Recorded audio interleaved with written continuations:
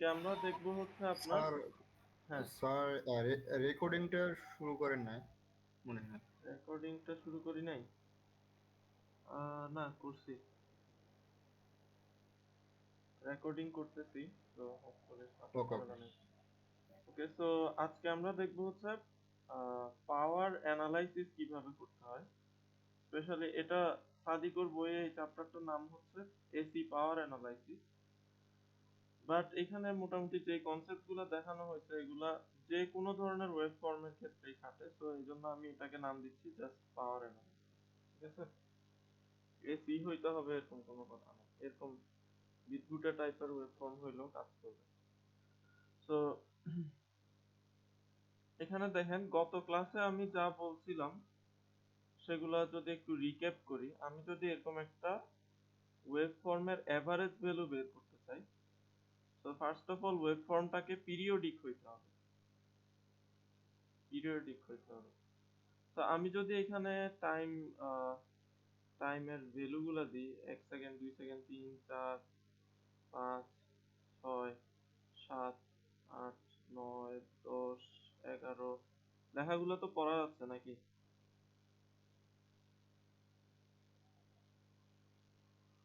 লেখাগুলো কি পড়তে পারতেছেন আপনারা? এটা 1, 2, 3, 4। জি স্যার, দেখা জি যায়। স্যার জি স্যার। জি স্যার, দেখা যাচ্ছে। আচ্ছা, আমার কোয়েশ্চেন, এটা হচ্ছে পিরিয়ডিক ওয়েভ ফর্ম, তাহলে এটার পিরিয়ড কত, টাইম পিরিয়ড কত? এখানে আমি টাইমের নাম্বার গুলো দিয়ে দিচ্ছি, এইটুক পর্যন্ত 1 সেকেন্ড, এইটুক পর্যন্ত 2 সেকেন্ড, এইটুক পর্যন্ত স্যার টাইম পিরিয়ড হচ্ছে স্যার 7, 7। Total time period 14। হ্যাঁ, টাইম পিরিয়ড যেটা বলছেন সেটা ঠিক আছে, কারণ এই যে দেখেন 7 এর পরে আবার সেম জিনিসটা রিপিট হওয়া শুরু করছে না, জি স্যার। এইটুক অংশে যা আছে সেটা আবার এখানে রিপিট হওয়া শুরু করছে না 7 এর পরে, 7 থেকে 14 এ আবার রিপিট হয়েছে, তাহলে এটাকে আমি চলতে দিলে আবার 14 থেকে 14 এর সাথে 27, সরি 21 এ গিয়ে আবার রিপিট হবে, দেন 21 থেকে 28 এ গিয়ে আবার রিপিট হবে। তো এই ধরনের ওয়েভ ফর্ম গুলাকে বলে হচ্ছে পিরিয়ডিক ওয়েভ ফর্ম। ঠিক আছে, পিরিয়ডিক ওয়েভ ফর্ম।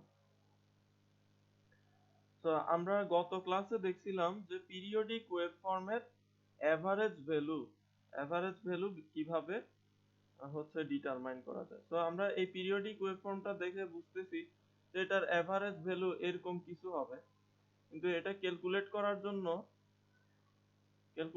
জন্য তো আমার একটা পদ্ধতি লাগবে। তো সেই পদ্ধতিটা হচ্ছে আমি এটাকে অনেকগুলো ছোট ছোট টাইমে ভাগ করব। এই যে এগুলো হচ্ছে আমার ডিটি, এই যে ডিটি, এই টাইম দিয়ে আমি এই হাইটটাকে গুণ করব, এই যে এই হাইটটা গুণ করলে এই এরিয়াটা বাইর হবে। সিমিলারলি এর পরে আবার ডিটি দিয়ে এই হাইটটাকে গুণ করব, দেন এই এরিয়াটা বের হবে, দেন আবার ডিটি দিয়ে এই হাইটটাকে গুণ করব, এই এরিয়াটা বের হবে, সিমিলারলি এই এরিয়াটা, সিমিলারলি এই এরিয়াটা।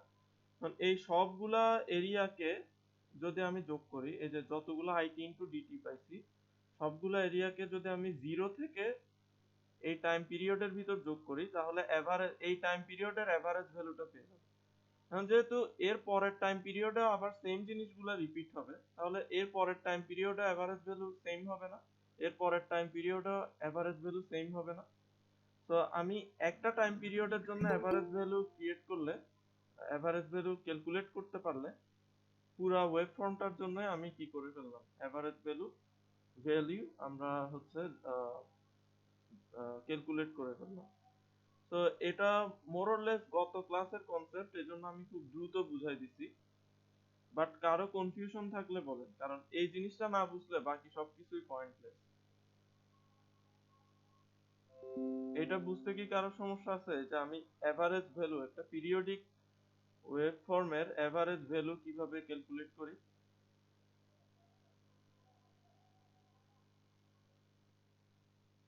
হ্যাঁ না কিছু বলেন, না হইলে না বলেন। I want you to be sir 100% honest. আহ, বুঝতে পারছি, এখন সবাই কি বুঝতে পারছে কিনা তা তো জানি না, মোটামুটি বুঝছি আর কি। মোটামুটি কেন, ফুল বুঝেন নাই কেন, কোথায় কনফিউশন?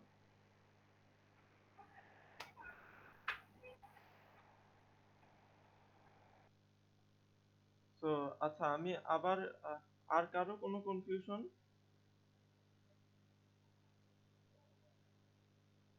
জি স্যার, একটু সমস্যা আছে স্যার আমার। হ্যাঁ, কিরকম?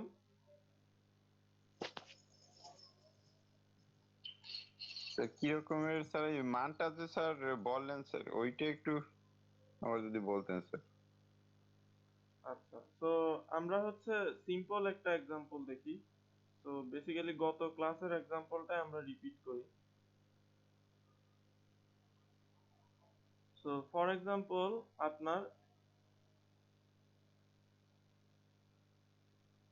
এখানে আপনি একটা ভোল্টেজ দেখতেছেন ভি অফ টি, এদিকে দেখতেছেন টাইম, ঠিক আছে? তো এইখানে এসে ধরেন 2 সেকেন্ড পার হয়েছে, তো 2 সেকেন্ড ধরে ভোল্টেজ কত ছিল? 10 ভোল্ট স্যার। 10 ভোল্ট। দেন আপনি আবার 2 সেকেন্ড টাইম নিলেন, এই 2 সেকেন্ডে আপনার ভোল্টেজ কত ছিল? ফর এক্সাম্পল ছিল হচ্ছে 6, স্যার এখানে কি স্যার 5 ভোল্ট আসবে স্যার?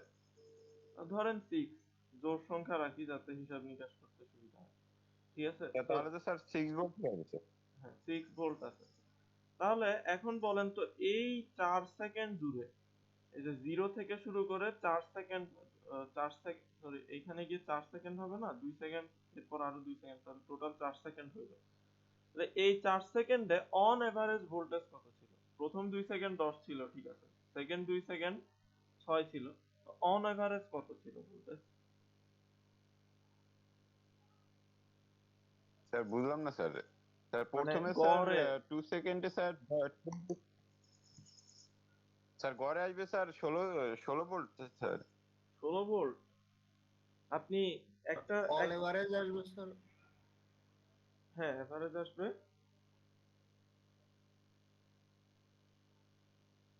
হ্যালো, স্যার এটা এভারেজ আসবে 4 4 আসবে? স্যার।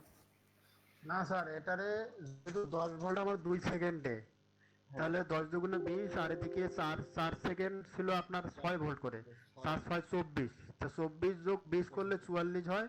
আর টোটাল সেকেন্ড দিয়ে আমি যদি ভাগ দিই, 4 আর 2 6, 6 দিয়ে ভাগ দিলে স্যার যে অ্যান্সার আসবে ওইটা হবে তার এভারেজ। আচ্ছা।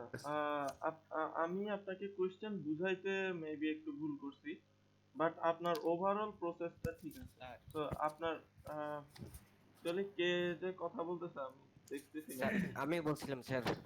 আচ্ছা, আহ, আমি এটাকে এই স্ক্রিনে নিয়ে যাই।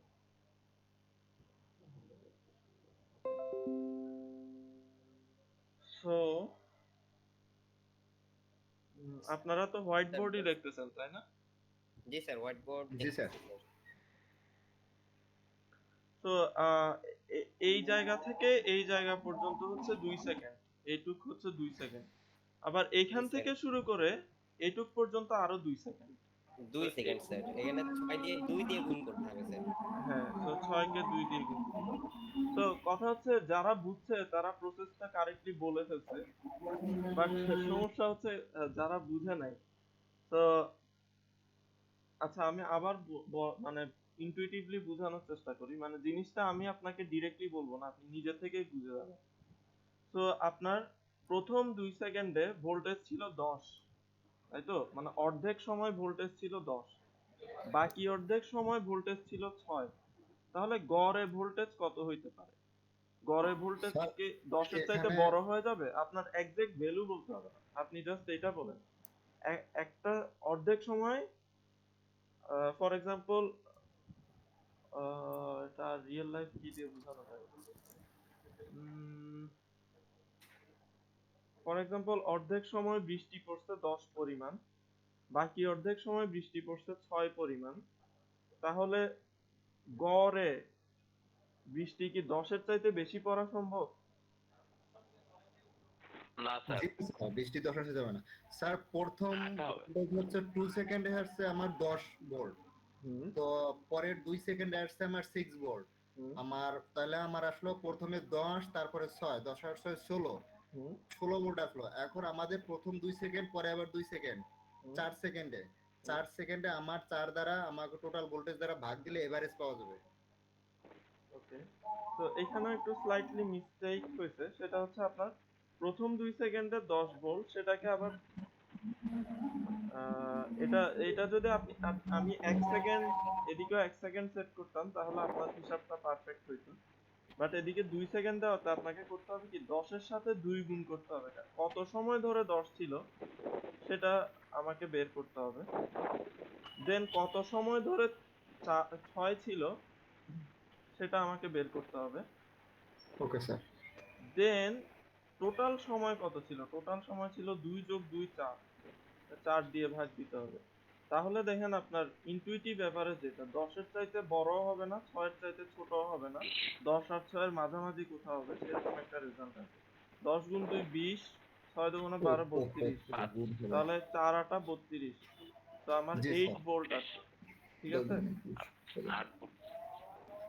এখন আমি যদি জিনিসটাকে একটু ইন্টারেস্টিং করি, তো আমার কারেন্ট পিরিয়ডিক ওয়েভফর্মটা এরকম যে প্রথম 2 সেকেন্ড সে 10 থাকতেছে, আর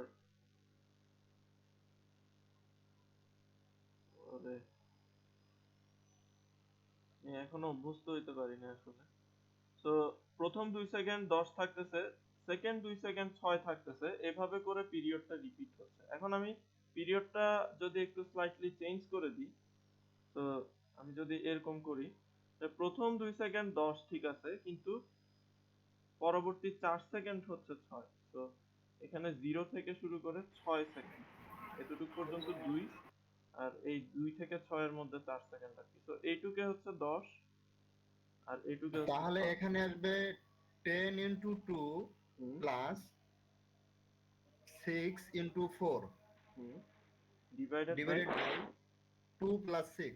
2 প্লাস 4, এই যে এইটুক 2, এইটুক 4, টোটাল টাইম হচ্ছে 2 প্লাস 4, ও 2 plus 4. ওকে ওকে। ঠিক আছে। তো স্যার টোটাল যে 6 আছে ওইটা দিয়ে স্যার ভাগ করতে হবে, এটাই তো। হ্যাঁ, টোটাল টাইমটা দিয়ে ভাগ করতে হবে। তো এখন দেখেন আপনি এই হিসাবটা করিয়েন না। তো ম্যাথমেটিক্যাল হিসাবটা না করে আপনি ইনটুইটিভলি বোঝার চেষ্টা করেন রেজাল্টটা কি আসতে পারে।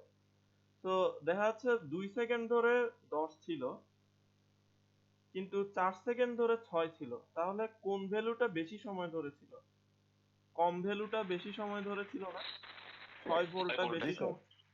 তাহলে এভারেজটা এই ক্ষেত্রে এভারেজটা কিসের কাছাকাছি হবে? 6 এর কাছাকাছি হবে না 10 এর কাছাকাছি? 6 এর কাছাকাছি এখানে হবে। আসবে 6 এর কাছাকাছি। হ্যাঁ, 10 তো এর চেয়ে কম, 6 এর মাঝে।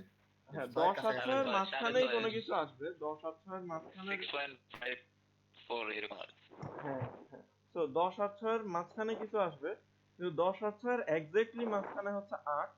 তো 8 এর চাইতে ছোট হইলে 6 এর পাশাপাশি, 8 এর 6 এর চাইতে বড় কাছাকাছি, জি হইলে স্যার। 10 এর কাছাকাছি। তো এটা 8 এর চাইতে একটু ছোট হবে, এটা আমরা ইনটুইটিভলি বুঝতেছি।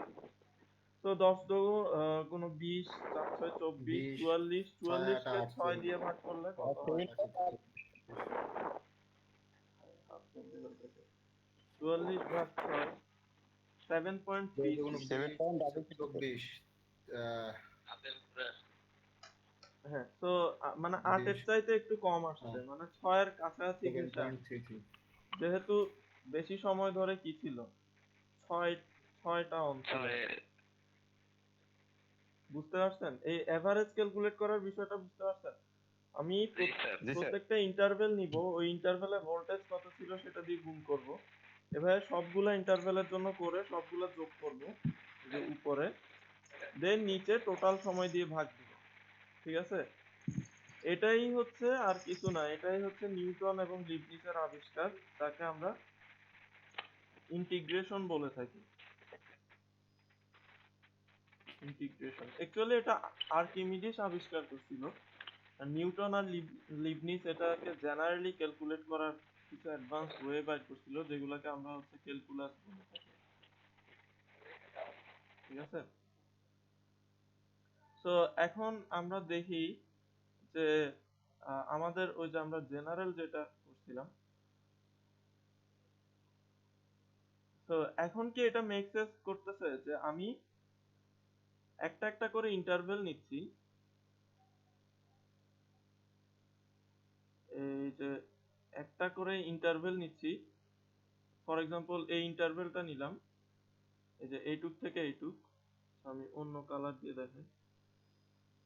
তো আমি এইটুক থেকে এইটুক নিলাম, দেন এইটুকের যে হাইট সেটা দিয়ে গুণ দিলাম। তাহলে এই আমার এখানে হাইট যদি ফর এক্সাম্পল 5 হয়, 5 ইন্টু 1 5 হবে এইটুক এরিয়াটা। দেন এই হাইটটা যদি 10 হয়, 10 ইন্টু 1 এই এরিয়াটা 10 হবে। দেন এটা যদি 7 হয়, 7 ইন্টু 1 তাহলে এটুক হচ্ছে 5, এটুক 10, এটুক 7 ইন্টু 1, এটুক হচ্ছে আবার 5 ইন্টু 1, এটুক হচ্ছে আবার 5 ইন্টু 1। দেন এটুক হচ্ছে ধরেন -5 ইন্টু 1, এটুক হচ্ছে -5 ইন্টু 1। দেন আমি যদি এই সবগুলা নাম্বার যোগ করি, 5 10 15 15 7 22, 22 আর 10 এ 32, 32 থেকে 10 গেলে 22। তাহলে 22 কে যদি আমি 7 দিয়ে ডিভাইড করি 3 পয়েন্ট সামথিং আসবে। তো এই ওয়েভ ফর্মটার এভারেজ ভ্যালু হবে কত? 3 পয়েন্ট সামথিং। তো এই ক্যালকুলেশনটা কি বুঝতে পারছেন? আমি প্রত্যেকটা মুহূর্তে এই এটার হাইটটা নিচ্ছে। আই অফ টি মানে হচ্ছে কত কারেন্ট যাচ্ছিল সেটার সাথে আমরা টাইম ইন্টারভ্যালটা গুণ দিচ্ছি। এই যে আমি প্রত্যেকটা ইন্টারভ্যালকে 1 সেকেন্ড করে বলতেছি। দেন সবাইকে যোগ করে টোটাল টাইম পিরিয়ড দিয়ে ভাগ দিচ্ছে। যে আমার টোটাল টাইম পিরিয়ড 7 ছিল সেটা দিয়ে ভাগ দিচ্ছি। তো এটাই হচ্ছে ইন্টিগ্রেশন করা। ইন্টিগ্রেশন করে এভারেজ বের করা, একটা পিরিয়ডিক ওয়েভ ফর্মের এভারেজ বের করা। তো এই ইকুয়েশনটা দিয়ে যে আমি এভারেজ বের করতে পারি, এটা কি সবার কাছে ক্লিয়ার কিনা? জি স্যার, এবার একটু ক্লিয়ার হয়েছে স্যার। ওকে বুঝতে পারছি স্যার। ওকে আচ্ছা, এবার আহ, এবার হচ্ছে আমরা দেখি যে এই ইকুয়েশনের এটাও একটা পিরিয়ডিক ওয়েভ ফর্ম। তো এখানে পিরিয়ড গুলো আমি মার্ক করেই দিছি। এই যে এতটুক পর্যন্ত একটা পিরিয়ড, এতটুক পর্যন্ত আরেকটা পিরিয়ড, এখানে আরেকটা পিরিয়ড শুরু হয়েছে, এটাও সেম ভাবে রিপিট হবে। ঠিক আছে? তো এই ওয়েভ ফর্মটার সর্বোচ্চ ভ্যালু যেটা বা পিক ভ্যালু যেটা সেটাকে আমরা বলতেছি ভিএম। ঠিক আছে? আর এই ওমেগা হচ্ছে কৌণিক কম্পাঙ্ক। তো ওমেগার মান হচ্ছে twice pi by t, যেখানে t হচ্ছে টাইম পিরিয়ড। এগুলো আপনাদের অলরেডি জানার কথা। এই সূত্রগুলো আগে দেখছেন না?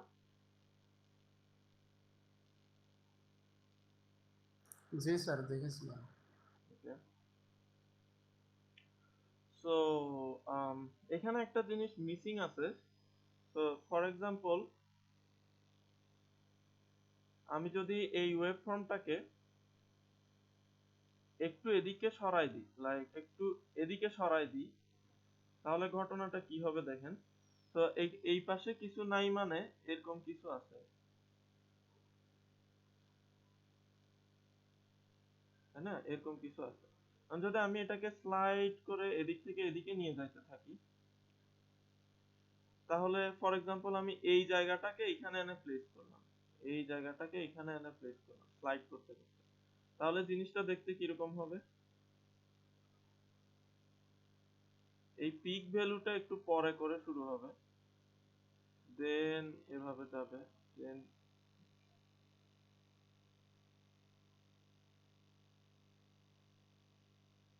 তো একটু সবকিছু লিডিং লিডিং লিডিং হয়ে থাকবে আর কি সব, মানে ওয়েভ ফ্রন্টটা একটু সামনের দিকে আগায় গেল। স্যার এটা বলছেন স্যার, ভোল্টেজ লিডিং এর কথা বলছেন স্যার? হ্যাঁ, আমার ভোল্টেজটাকে যদি আমি একটু ফেজ শিফট করাই দিই, তাহলে ওই ফেজ শিফটটা আমাকে আনতে হবে কোথায়? স্যার এটা একটু উপরে আসবে, কারণ ভোল্টেজটা লিডিং এ থাকবে যেহেতু কারেন্টের চেয়ে, সেক্ষেত্রে আমাকে ভোল্টেজটা একটু অগ্রগামী থাকবে, একটু উপরে থাকবে ডিগ্রি অনুযায়ী। হ্যাঁ, তো ভিটি টার ইকুয়েশনটা কিভাবে চেঞ্জ হবে সেটাই জিজ্ঞেস করতেছি। তো ভি এম কস, আগে তো জাস্ট ওমেগা টি ছিল, কিন্তু এখন টি ইকুয়ালস টু জিরোতে আমার আহ, আমার এই অ্যাঙ্গেলটা জিরো না হয়ে কি হইতে হবে? -30 ডিগ্রি হইতে হবে না? মানে মাইনাস কিছু একটা ডিগ্রি হইতে হবে না? এই যে যতটুকু ফেজ শিফট আমি করায় আনছি সেটা জি যদি sir, G for sir, example theta হয়, জি স্যার। তো আমরা জানি যে এইটুক থেকে এইটুক পর্যন্ত এই পুরাটার মধ্যে টোয়াইস পাই আছে। তো আমি কিছুটা অংশ ওকে ফেজ শিফট করে সামনে নিয়ে আসছি, তো এখানে যতটুক সামনে নিয়ে আসছি আমাকে তত ডিগ্রি এখান থেকে মাইনাস করে দিতে হবে। তো আমি যদি থেটা পরিমাণ নিয়ে আসি, তাহলে থেটা ডিগ্রি আমাকে এখান থেকে মাইনাস, স্যার এখানে হচ্ছে হলো আমার কারেন্টের চেয়ে ভোল্টেজ -30 ডিগ্রি অগ্রগামী। হ্যাঁ বলতে পারেন। আমি কারেন্ট আঁকিই নাই। তো বেসিক্যালি আমার আগের যে ওয়েভ ফর্মটা ছিল, যে Vm cos ওমেগা টি, এটা দেখেন একদম আপনি যদি টি এর মান 0 বসাই, এখানে cos 0 আসবে। cos 0 এর মান কত? 1। তাহলে আমি ফুল Vm টা পাবো, তাই না? উফ, এই যে আমি ফুল Vm টা এখানে পাইছি, কারণ আমি যখন টি এর মান 0 বসাইছি, এই যে টি এর মান 0, তখন এটা হয়ে গেছে Vm sorry cos omega into 0। তাহলে ওমেগা ইনটু 0 স্যার, কত? হ্যাঁ স্যার এক্ষেত্রে বুঝতে সুবিধা হবে, ভোল্টেজ এবং কারেন্ট দুটাই যদি ফেজ একসঙ্গে দিয়ে দেন তাহলে বোঝার ক্ষেত্রে সুবিধা হবে। আচ্ছা, আমি অ্যাকচুয়ালি সিম্পল রাখার জন্যই জাস্ট একটা জিনিস দেখাচ্ছি। এটা যে ওকে, ভোল্টেজ হইতে হবে এরকম কোনো কথা নাই। এটা যে ওকে, কোনো কিছুর ওয়েভ ফর্ম হইতে পারে, জাস্ট এর মধ্যে কস থাকলেই হবে আর কি। ঠিক আছে, ওকে। মানে শেপটা এরকম হইলেই হলো। সো আমার এটা হচ্ছে 1 নাম্বার ওয়েভ ফর্ম, এটা হচ্ছে 2 নাম্বার ওয়েভ ফর্ম, এভাবে চিন্তা করে। ঠিক আছে, তো 1 নাম্বার ওয়েভ ফর্মের ফেজ যে 0, সেটাই আমি বোঝানোর চেষ্টা করতেছি। দেখেন, যেহেতু আমার টি এর মান 0 বসাইলে এখানে কজ এর ভিতরে প্যারামিটারটা কি চলে আসলো? 0 চলে আসলো না? টি এর মান 0 বসাইলে কজ এর ভিতরে অ্যাঙ্গেল কত আসছে? কোণ কত আসছে? 0 ডিগ্রি আসছে না? जी सर। জি তো স্যার। ওর ফেজ হচ্ছে 0। কিন্তু আহ, এইখানে যদি আমি ফর এক্সাম্পল এখানে যদি আমি টি এর ভিতর 0 বসাই, টি তে 0 বসাই, এখানে আসবে কি? Vm, তো V of 0 এই ক্ষেত্রে হবে, তো এটা V2t, তো V2 of 0 হবে Vm cos ওমেগা ইনটু টি, এটা 0 হয়ে যাবে, কিন্তু একটা মাইনাস থেটা টার্ম থেকে গেল না? जी सर। তো এটাই হচ্ছে ফেজ। আমার আমার টি ইকুয়ালস টু 0 তে যদি ওর কিছু একটা অ্যাঙ্গেল থাকে, সেটাই হচ্ছে ওর phase. Then say t equals to 0 তে ওর এই অ্যাঙ্গেলটা থাকার কারণে এই জায়গায় ওর ভ্যালুটা কত? Vm না হয়ে অনেক ছোট হয়েছে, কারণ এই যে cos -30 ডিগ্রি, তো এটা হিসাব করলে cos 30 ডিগ্রি আসবে। তো এটা Vm/2 চলে আসবে। তো থেটার মান যদি 30 ডিগ্রি হয় আর কি। তো এই ফেজের ব্যাপারটা আপনারা বুঝেন কিনা এটা আমি মেক শিওর করতে চাচ্ছি। এই জিনিসটা কি সবাই বুঝতে পারছেন? না স্যার। আচ্ছা, কোন জিনিসটা বুঝতে পারেন নাই? স্যার ফেজের বিষয়টা স্যার একটু আবার বলেন স্যার। আবার বলা যাবে না, আপনার কোথায় সমস্যা সেটা বলেন। আবার বললে তো স্যার আমি বুঝবো বুঝিই না নাই স্যার। কোথায় শুরু করবো। তো ফেজ অ্যাঙ্গেল নামটা কি আগে শুনছেন? হ্যালো, জি স্যার, শুনেছি স্যার। ওকে। সো ফেজ অ্যাঙ্গেল জিনিসটা হচ্ছে, আমার ওয়েভ ফর্মটাকে যদি আমি ডানে বাঁয়ে সরাইতে চাই, এই যে এদিক অথবা এদিক যদি সরাইতে চাই, তাহলে আমার এই ইকুয়েশনের ভিতরে একটা অ্যাঙ্গেল বসাইতে হবে। ঠিক আছে, এই অ্যাঙ্গেলটার নামই হচ্ছে ফেজ অ্যাঙ্গেল। এখন কি ক্লিয়ার? জি স্যার। তো আমি হচ্ছে এই ওয়েভ ফর্মটাকে এইখান থেকে একটু ডানে সরায় আনছি, এই যে এই দিক থেকে এই পাশটাকে ঠেলে ঠেলে ঠেলে ঠেলে এদিকে নিয়ে আসছি। বুঝতে পারছেন? তো এই কারণেই হচ্ছে আমার এখানে একটা ফেজ টার্ম যুক্ত করতে হয়েছে, ফেজ অ্যাঙ্গেল যুক্ত করতে হয়েছে cos ওমেগা টি মাইনাস থিটার পরে। ঠিক আছে,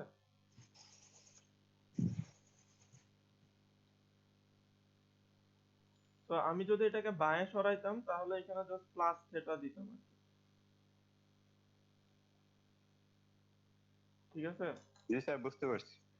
ওকে, তো ডানে সরাইলে মাইনাস দিব, বামে সরাইলে প্লাস। সেটা যত ডিগ্রি অ্যাঙ্গেল আমি আচ্ছা। ডানে বামে হ্যাঁ হ্যাঁ বুঝেন নাই? জি স্যার বুঝতে পারছি স্যার, ডানে সরালে স্যার মাইনাস হবে স্যার। হ্যাঁ, আর বামে সরাইলে প্লাস থেটা দিতে হবে। তো আমি 0 থেকে 2 পাই পর্যন্ত যে কোনো পরিমাণ অ্যাঙ্গেল এদিক সেদিক করতে পারি। এর চেয়ে বেশিও করতে পারি, কিন্তু এর চেয়ে বেশি করা আর 0 থেকে 2 পাই এর মধ্যে করা একই কথা। তো এই জিনিসগুলো হোপফুলি মেক সেন্স করা উচিত। বাট এটা আপাতত না বুঝলে মানে 100% শিওরলি না বুঝলেও হবে, বাট এইটুক বুঝতে হবে যে ফেজ টার্ম থাকা মানে কজের ভিতরে ওমেগা টি এর পরে প্লাস মাইনাস কিছু থাকা মানে ওগুলো হচ্ছে ফেজ অ্যাঙ্গেল, আর ফেজ অ্যাঙ্গেলের কারণে আমার ওয়েভফর্মটা ডানে বাঁয়ে সরে যাবে। এটুক কি সবাই বুঝছেন কিনা? জি স্যার। জি স্যার। আচ্ছা, তাহলে আমরা নেক্সট জিনিসে মুভ করি। এই যে যিনি বলতেছিলেন যে ভাই কারেন্ট আর ভোল্টেজ দুইটাই দেখান, ওনার জন্য এখন ওইটাই দেখাচ্ছি। তো আমার পাওয়ার ক্যালকুলেট করতে হইলে, আমরা জানি কি ডিসি পাওয়ার ক্যালকুলেট করতে হইলে আমার পাওয়ারের ইকুয়েশনটা কিরকম হয় বলেন তো? ডিসি পাওয়ার তো সবাই ক্যালকুলেট করতে পারেন, কত ওয়াট পাওয়ার একটা। Sir, voltage into current. হ্যাঁ, সেটাই জিজ্ঞেস করতেছি। তো একটা সার্কিটে যদি একটা ভোল্টেজ সোর্স থাকে, দেন একটা রেজিস্টর থাকে, দেন সুইচ যদি ক্লোজ করা হয়, দেন একটা কারেন্ট ফ্লো হয়, দেন আমার এই যে ভি এর সাথে আই গুণ করলে যা হয় সেটাই হচ্ছে এই রেজিস্টরের প্রসেস পাওয়ার ড্রপ। এইটুক তো আমরা সবাই জানি নাকি? ঠিক আছে?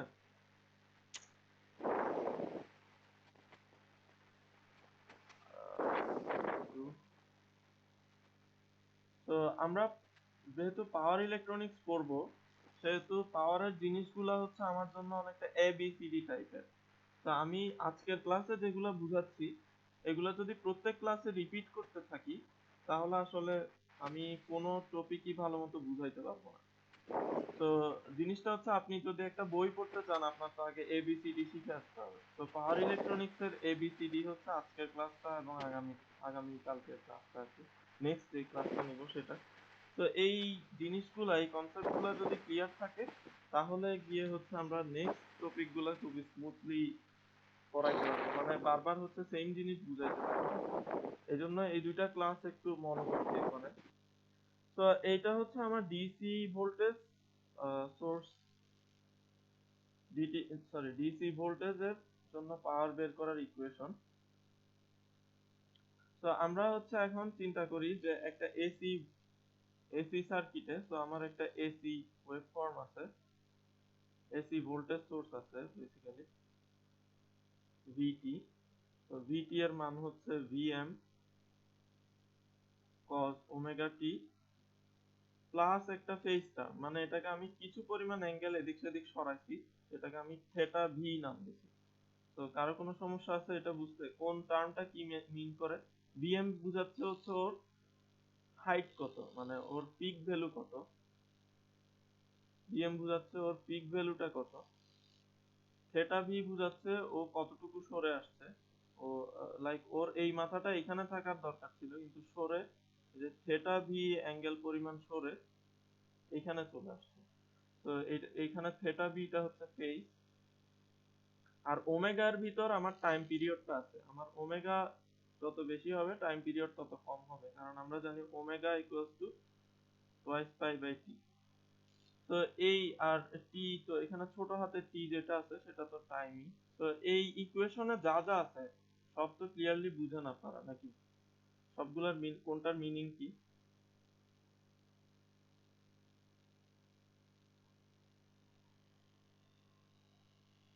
ওকে, হোপফুলি বুঝেন, যেহেতু কেউ কিছু বলতেছেন না।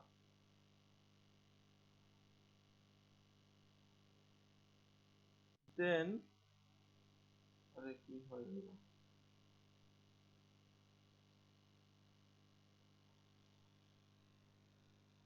দেন আমি হচ্ছে এই জিনিসটা একটা রেজিস্টরের ভিতর দিয়ে চালাইলাম, একটা রেজিস্টরের সাথে এসি সোর্সটাকে কানেক্ট করলাম, তাহলে একটা কিছু কারেন্ট জেনারেট হবে। তো আমরা জানি যে আমরা জানি যে কোনো রেজিস্টরে যদি আমি একটা এসি ভোল্টেজ দিই, একটা সাইনোসোডিয়াল ভোল্টেজ দিই, তাহলে যে কারেন্টটা জেনারেট হয় সেটাও একটা সাইনোসোডিয়াল ভোল্টেজই হয়। তো এটা রেজিস্টর হইতে হবে এরকম কোনো কথা নাই, এটা যে কোনো সার্কিট কম্পোনেন্ট হইতে পারে, এটার একটা ইম্পিডেন্স আছে জেড, এই টার্মগুলো আপনাদের পরিচিত হওয়া উচিত। সো একটা কারেন্ট আমি যদি ভোল্টেজ দিই, তাহলে একটা এসি ভোল্টেজ দিলে বা একটা সাইনোসোডিয়াল ভোল্টেজ দিলে, sine omega t plus theta বা cause omega t plus theta দিলে আমার যে কারেন্টটা জেনারেট হবে সেটাও হওয়ার কথা কি এরকম একটা সাইনোসোডিয়াল। তো বড় জোর যেটা চেঞ্জ হবে যে ওর ফেজ অ্যাঙ্গেলটা চেঞ্জ হবে, ফেজ অ্যাঙ্গেলটা চেঞ্জ হয়ে থেটা আই হবে, আর এই যে কারেন্টের মানটা মানে পিক ভ্যালুটা চেঞ্জ হবে, তো আইএম, তো ভিএম এর জায়গায় এটা আইএম হবে, আর থেটা ভি এর জায়গায় থেটা আই হবে। তো এইটুক পর্যন্ত বুঝেন কিনা? তো ভিটি হচ্ছে VM cos omega t plus theta V, আর আইটি হচ্ছে IM cos omega t plus theta I. এইটুক সবাই বুঝেন কিনা? জি স্যার। জি স্যার। তাহলে পাওয়ার ক্যালকুলেট, আমি এগুলা আমার হচ্ছে ইনস্ট্যান্টেনিয়াস ভোল্টেজ, ইনস্ট্যান্টেনিয়াস কারেন্ট, মানে মুহূর্তে, একটা নির্দিষ্ট মুহূর্তে t 0 সেকেন্ডে কত ভোল্টেজ ছিল, t 0 সেকেন্ডে কত কারেন্ট ছিল, আবার t 0.01 সেকেন্ডে কত ভোল্টেজ ছিল, t 0.01 সেকেন্ডে কত কারেন্ট ছিল, এভাবে হচ্ছে জিনিসগুলো যাচ্ছে। তো ফর এক্সাম্পল আমার এটা যদি ভোল্টেজের ওয়েভফর্ম হয়, আর ফর এক্সাম্পল এটা যদি কারেন্টের ওয়েভফর্ম হয়, তাহলে এই কোন একটা নির্দিষ্ট মোমেন্টে, ফর এক্সাম্পল t 0 তে আমার ভোল্টেজ ছিল, এটা হচ্ছে দাঁড়ান কালার গুলো আমি একটু ডিফারেন্ট আঁকি, নাহলে বুঝতে কষ্ট হবে। তো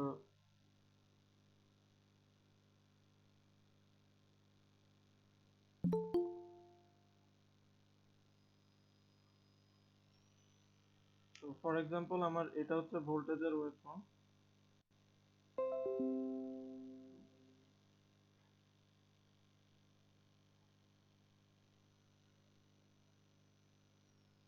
এটা হচ্ছে কারেন্টের ওয়েভফর্ম, আর এই যে কালচে টাইপের এটা হচ্ছে ভোল্টেজের ওয়েভফর্ম। তাহলে এখন দেখেন কোন একটা নির্দিষ্ট মোমেন্টে, ফর এক্সাম্পল t 0 তে ভোল্টেজ ছিল এতটুকু, আর কারেন্ট ছিল হচ্ছে এই যে এতটুকু, ঠিক আছে? তাহলে এটা ইনস্ট্যান্টেনিয়াস কারেন্ট, আর এই পুরাটা হচ্ছে ইনস্ট্যান্টেনিয়াস ভোল্টেজ।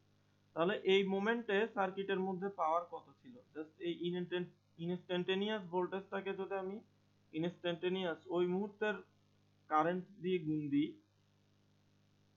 তাহলেই তো আমি হচ্ছে ওই মোমেন্টে পাওয়ার কত ছিল পেয়ে যাচ্ছি। তো পাওয়ার পাইতে হলে আমাকে জাস্ট এই ওয়েভফর্মটা দিয়ে এই ওয়েভফর্মটাকে গুণ করতে হবে প্রত্যেকটা পয়েন্টে, এই পয়েন্টেও গুণ করতে হবে, এই পয়েন্টেও গুণ করতে হবে, এই পয়েন্টেও ভোল্টেজ কত কারেন্ট কত দেখে গুণ করতে হবে। তো আমি যদি এই ভিটি ইনটু আইটি করি, তাহলে যেটা পাবো সেটা হচ্ছে প্রত্যেক মোমেন্টে আমার পাওয়ারটা কত ছিল সেটা পেয়ে যাব না? পাওয়ারের জন্য একটা ওয়েভফর্ম পেয়ে যাব না? জি স্যার। জি স্যার। ওকে, তো ওই জিনিসটাই, সো পাওয়ারের ওয়েভফর্মটা দেখতে কি রকম হবে সেটাই আমরা ক্যালকুলেট করার চেষ্টা করি। তো ইকুয়ালস টু, তাহলে ভিএম, ভিটি এর মানটা বসাই দিচ্ছি, মানটা নিশ্চয়ই আপনাদের মনে আছে।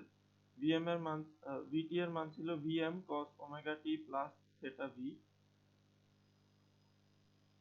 তারপরে ইনটু আইএম এর মান আপনারা বলেন কি হবে, সরি আইটি এর মান আপনারা বলেন।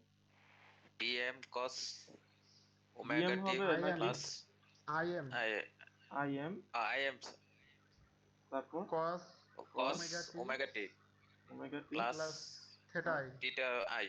সেটা। This তো তারপরে আমরা কি করতে পারি, এই যে ভিএম আর আইএম কে এক পাশে নিয়ে আসতে পারি। দেন আমরা জানি হচ্ছে to cause A cause B এরকম একটা রিলেশন আছে। তো আমি জিনিসটা হচ্ছে এরকম, আমি সূত্রটা লিখে আপনাদের যদি মনে থাকে আর কি। তো cos a into cos b সমান half cos a minus b plus cos a plus b। এই জিনিসটা কি পরিচিত?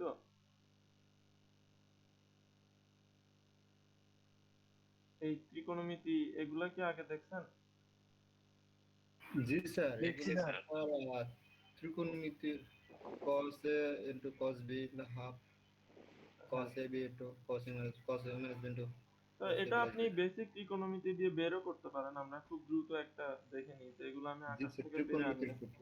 তো cos a minus b হচ্ছে cos a cos b plus sin a sin b plus sin a sin b। তারপর আপনার cos a plus b হচ্ছে cos a cos b minus sin a sin b। তাহলে এই যে plus sin a sin b minus sin a sin b চলে গেল একটা আরেকটাকে বিয়োগ হয়ে, তারপর এখানে 2 cos a cos b আসবে। তো আমি এগুলা সব তাহলে কেটে দিই, এই cos a cos b টা এখানে যোগ করে 2 দিছি, দেন 2 2 কাটা যাবে, তাহলে আলটিমেট রেজাল্ট কি থাকবে? cos a cos b থাকবে। তো এটা প্রুভ করলাম যে cos a cos b আসলে এই জিনিসটার সমান। বুঝতে পারছেন? তো এখন ওই ফর্মুলাটাই আমরা এখানে অ্যাপ্লাই করি, half bm into im half. তো এই পুরো জিনিসটা হচ্ছে a, এই পুরো জিনিসটা হচ্ছে b। তাহলে এই ফর্মুলাটা অ্যাপ্লাই করলে কি হবে বলেন তো? cos হ্যাঁ, এর ভিতর আসবে a মাইনাস b। তাহলে a মাইনাস b, omega হ্যাঁ, omega t omega t b theta b minus omega t theta i minus theta i হবে যদি আপনি, তো এই পুরো জিনিসটা b না, জি স্যার এই পুরো জিনিসটা মাইনাস করলে ফার্স্টে আপনি জাস্ট এমন ব্র্যাকেট দিয়ে মাইনাস করেন, এরপর ব্র্যাকেটটা তুলে দিলে দোনোটা Plus মাইনাস হয়ে যাবে না? minus s জি স্যার। দেন আপনার এর পরের টার্মটা কি হবে? cos, তো cos a minus b ছিল plus cos a plus b। তাহলে এরপরে আমরা এখনো cos a plus b টা লিখি নাই, cos, তাহলে a plus b, আচ্ছা এটা হচ্ছে আমরা একটু কিভাবে করে লিখি যাতে দেখতে সুবিধা হয়। cos a plus b কত হবে বলেন? Sir theta b minus theta i হবে স্যার, ওমেগা টি তো কাটা যাবে। cos a plus b তে ওমেগা টি ও এ প্লাস, প্লাস থেটা ও বি। আচ্ছা আচ্ছা, জি স্যার। হ্যাঁ, ও প্লাস আপনি ওই একবার যে মাইনাস প্রথম, প্লাস হবে। হ্যাঁ, omega t plus theta I. তো এর পরের লাইন আপনি যেটা বলছেন সেটা হচ্ছে পরের লাইনে, ঠিক আছে? পরের লাইনে হুম। তো সমান vm im হাফ, হাফ এখানে cos তাহলে cos, ওই যে ওমেগা টি কাটা চলে গেছে এখান থেকে, এই যে এটা আর এটা কাটা চলে গেছে, তাহলে এখানে থাকবে just theta V minus theta I. But পরের টার্মটাতে কি থাকবে?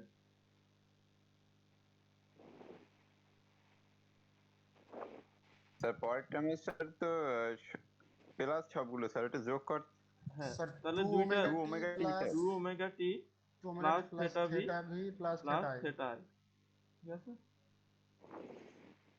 সো ইন্টারেস্টিং জিনিসপত্র বাইর হয়েছে। এটা অ্যাকচুয়ালি আমার মতে এটা ইলেকট্রিক্যাল ইঞ্জিনিয়ারদের জন্য সবচেয়ে গুরুত্বপূর্ণ ইকুয়েশন আমার মতে। তো আচ্ছা,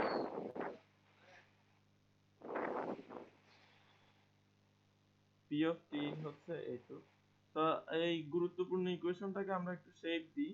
তো হাফ বিএম ইন্টু আইএম, এটা আমরা গুণ করে দিই, ভিতরে, এই যে থার্ড ব্র্যাকেটের ভিতরে, তাহলে half BM into IM cos theta V minus theta I plus আবার হাফ বিএম আইএম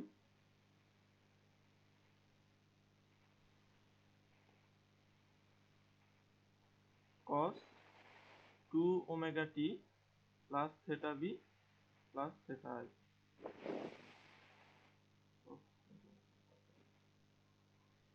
তাহলে আপনি ইনস্ট্যান্টেনিয়াস পাওয়ারের ইকুয়েশন পেয়ে গেছেন। যে আপনি এখানে যদি টি এর মান বসাই দেন, এই ইকুয়েশনের ভিতরে যদি আপনি টি এর মান বসাই দেন, তাহলে যে কোনো মোমেন্টে কত পাওয়ার সে কনজিউম করতেছে সেটা আপনি পেয়ে যাবেন। যে কোনো একটা নির্দিষ্ট, আপনি টি এর মান যদি 5 বসান, তাহলে 5তম সেকেন্ডে সে কত পাওয়ার কনজিউম করতেছিল সেটা বলে দিবে। টি এর মান যদি 10 বসান, 10তম সেকেন্ডে সে কত পাওয়ার কনজিউম করতেছিল সেটা আপনাকে বলে দিবে। এখন আমার কোয়েশ্চেন হচ্ছে, এখানে দেখেন, এখানে টি আছে কোন টার্মে? এই টার্মের ভিতরে কি টি আছে? নাই স্যার এখানে। নাই স্যার। এখানে টি নাই। তাহলে আপনার টাইম যাই হোক না কেন, এই পাওয়ারটা সে সব সময় খাবে। ঠিক আছে? টাইম 1 কোটি সেকেন্ডই হোক, 1000 কোটি বছর হোক, এই পাওয়ারটা সে সব সময় খাবে। কিন্তু এই পাওয়ারটা টাইমের উপর ডিপেন্ডেন্ট। এটার ভিতরে এই যে cos 2 omega t একটা টি আছে, তো টাইম চেঞ্জ করলে এই জিনিসটার মানও চেঞ্জ হবে। তাহলে এক এক সময় এক এক রকম পাওয়ার সে কনজিউম করবে। এখন আমরা ওই যে যদি এভারেজে সে কত পাওয়ার কনজিউম করে, একটা টাইম পিরিয়ডে অন এভারেজ সে কত পাওয়ার কনজিউম করে, সেটা যদি আমরা বের করতে চাই, তাহলে আমরা এই যে এভারেজ পাওয়ারের এভারেজ বোঝানোর জন্য সাধারণত এরকম একটা সাইন দেয়, গ্রেটার দ্যান লেস দ্যান এর ভিতরে। তো এভারেজ পাওয়ারের ইকুয়েশনটা কি হবে কেউ বলতে পারবেন? ওই যে 1 বাই টি, তারপরে বলেন আপনারা। স্যার ইন্টিগ্রেশন হ্যাঁ,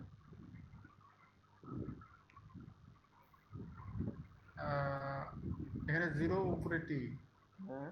তো 0 থেকে টি পর্যন্ত ইন্টিগ্রেট করব। কাকে ইন্টিগ্রেট করব? যার এভারেজ বের করতে হবে।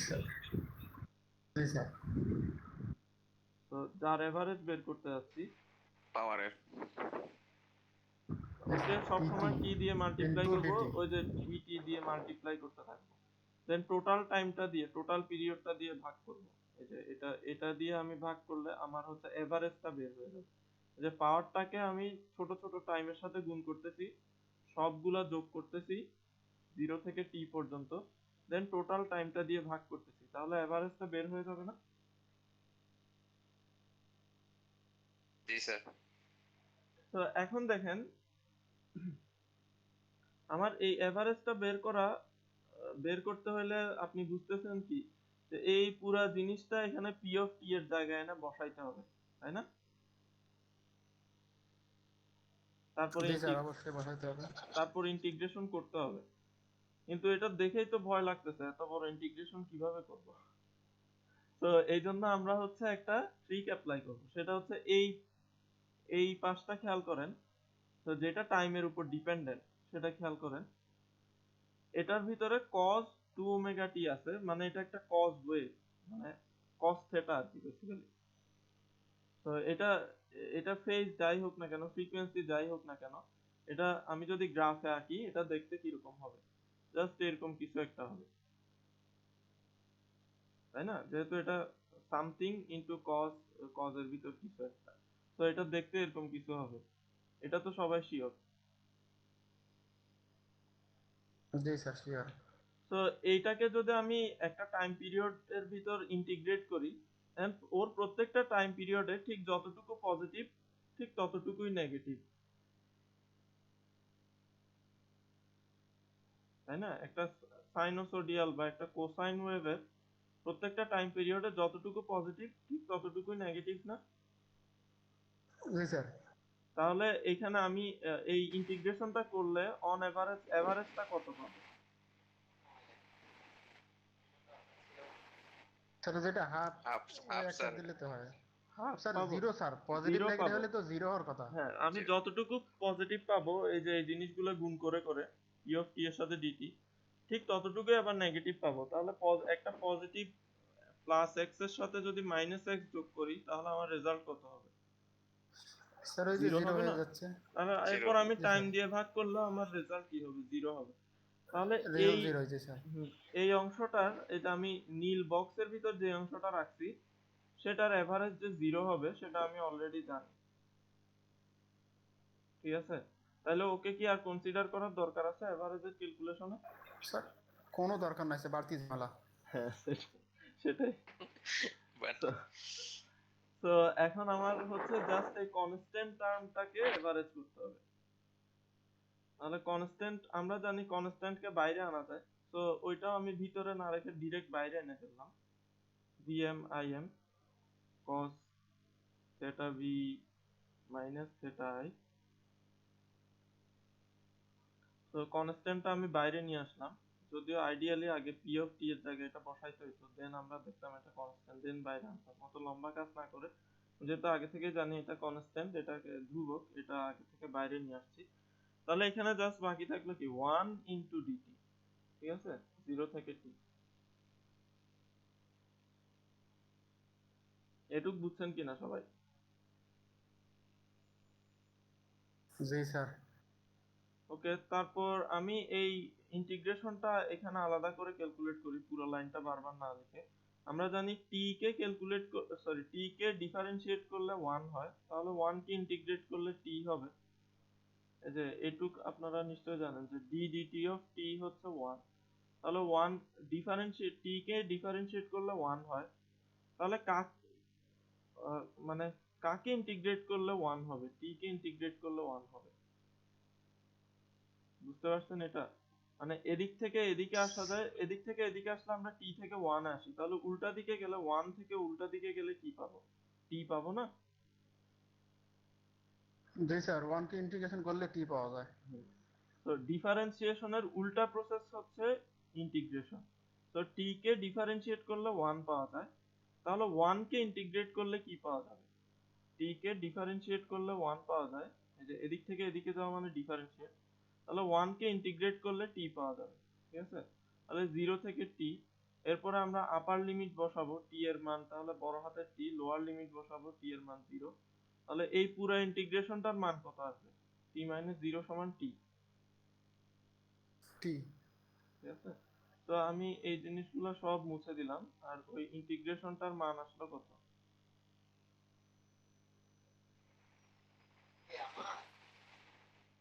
টি আসলো, টি দিলে টি টি তো কেটে যাচ্ছে। হ্যাঁ, t কেটে যাচ্ছে। তো t আসলো, তাহলে t আর t কেটে যাচ্ছে। তাহলে আমার আলটিমেটলি এভারেজ পাওয়ার আসলো কি? শুধুমাত্র half vm into im cos theta v minus theta i। ওই যে প্রথমে একজন বলছিলেন ভোল্টেজের চাইতে কারেন্ট কতটুকু লিডিং করে বা কতটুকু ল্যাগিং করে, সেই টার্মটা কিন্তু এখানে চলে আসছে, এভারেজ পাওয়ারের ইকুয়েশনের ভিতরে চলে আসছে। এই যে ভোল্টেজের ফেজ থেকে আমি কারেন্টের ফেজটা বিয়োগ দিচ্ছি। এই জিনিসটাকেই পাওয়ার ফ্যাক্টর বলে। এটাকে কেন পাওয়ার ফ্যাক্টর বলে এটা আমরা একটু পরে দেখব। তো এই জিনিসগুলা কি আপনাদের পরিচিত মনে হচ্ছে নাকি এলিয়েন এলিয়েন লাগতেছে? স্যার পরিচিত না মনে স্যার, হচ্ছে পরিচিত স্যার। স্যার। আশেপাশেই যা আছে। তো আমরা হচ্ছে এভারেজ পাওয়ারের ইকুয়েশন পেয়ে গেলাম। এই ইকুয়েশনটা আমরা মাথায় রাখবো। ফর এক্সাম্পল, আমার এখানে ভোল্টেজের চাইতে কারেন্ট যদি 90 ডিগ্রি ডিফারেন্ট হয়, তাহলে এভারেজ পাওয়ারটা দেখেন কত আসবে। cos থিটা বি যদি 90 ডিগ্রি হয়, থিটা আই যদি 0 ডিগ্রি হয়, তাহলে এখানে ভিতরে cos 90 আসবে, আমার এভারেজ পাওয়ার 0 হয়ে যাবে। তো আমার যদি ভোল্টেজটা এরকম কিছু হয়, Vm cos ওমেগা t, কিন্তু কারেন্টটা যদি এরকম কিছু হয়,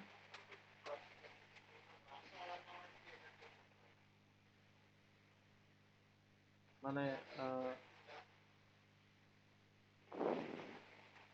I m cos omega t plus 90 degree, এরকম কিছু হয়, তখন আমি যদি ভি আর আই গুণ করি তাহলে আমার আলটিমেটলি এভারেজ পাওয়ারটা আসবে এরকম। এই থেটা ভি এর মান হচ্ছে 0 আর থেটা আই এর মান হচ্ছে 90 ডিগ্রি, তাহলে cos 90 মাইনাস 90 ডিগ্রি, তাহলে cos মাইনাস 90 ডিগ্রি মানেও 0, তাহলে এই পুরো জিনিসটা 0 হয়ে যাচ্ছে, তাহলে আমার এভারেজ পাওয়ার কত হয়ে যাবে?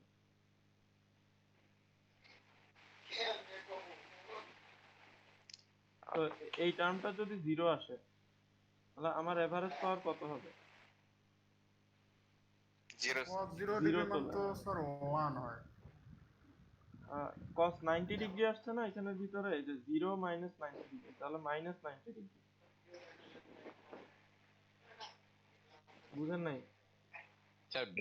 স্যার ব্র্যাকেটের ভিতরে যে মানটা আছে স্যার সেটার কথা বলতেছেন নাকি কস হ্যাঁ হ্যাঁ হ্যাঁ, পুরোটার সাথে স্যার যেটা? ব্র্যাকেটের ভিতরে যে মানটা আছে সেটা হচ্ছে মাইনাস 90 ডিগ্রি, তাহলে আমি যদি cos মাইনাস 90 ডিগ্রি হিসাব করি তাহলে আমার আলটিমেটলি জিনিসটা কি আসবে? 0 চলে আসবে না?